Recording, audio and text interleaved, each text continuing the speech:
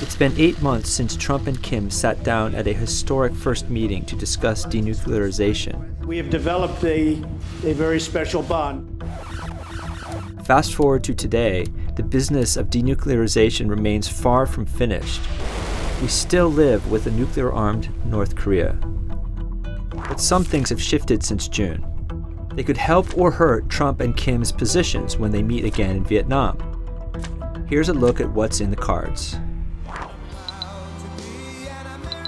Trump's achievements on North Korea are important for his 2020 presidential campaign. If I had not been elected President of the United States, we would right now, in my opinion, be in a major war with North Korea. If you remember, the Trump administration had set a high goal, a complete denuclearization of North Korea by 2020. Now, denuclearization is still its goal, but the White House said it won't be forced into, quote, artificial timeframes. We will see that ultimately. I have no pressing time schedule. Has he now scaled down his demands and recalibrated what he considers success? Domestically, President Trump faces a lot of roadblocks, has all these issues with the wall. There's the Mueller investigation back behind the scenes.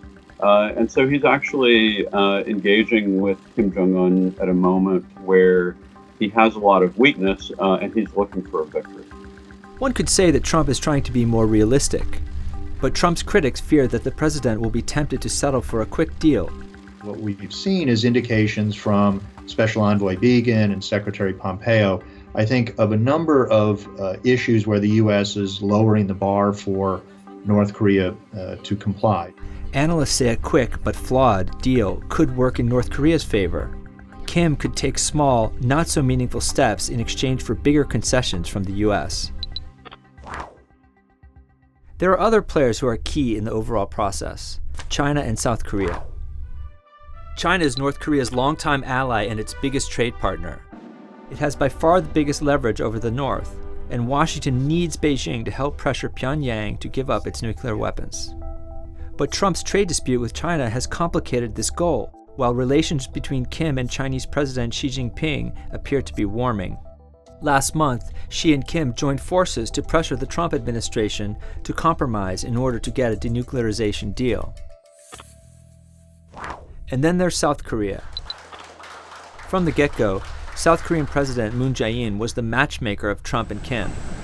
Now, Moon is taking a backseat. His moves to renew economic engagement with the North have irritated Washington. The two countries recently argued over the cost of their military alliance, with Seoul eventually agreeing to pay more to host American troops. And that just provides an irritant and a corrosive factor in the relationship right at the moment when we need to have alliance cohesion and coordination in order to deal with North Korea. The complicated relationships that Trump has with China and South Korea are now stacked against him. Do Trump and Kim each have an ace up their sleeves? Under Trump, the U.S. has led the toughest UN sanctions so far on North Korea. He could offer economic incentives to make North Korea, quote, great economic powerhouse. So I tell him that. He said, but you can't do that if you're going to keep nuclear. If you do nuclear, that can't ever happen. But North Korea has already found ways to poke holes in the sanctions, according to a UN report. It's engaged in illegal financial dealings, sold arms to Syria, Yemen, Libya, and continued its fuel shipments using Russian and Chinese ships. Kim still sits on a powerful nuclear arsenal and has showed no sign he is willing to give it up. Some analysts fear Kim may get more out of the summit than Trump. But Trump still has a wild card. His unconventional top-down diplomacy has so far helped ease the escalating tension between the two countries. Some say if Trump plays his cards right, it just might pay off.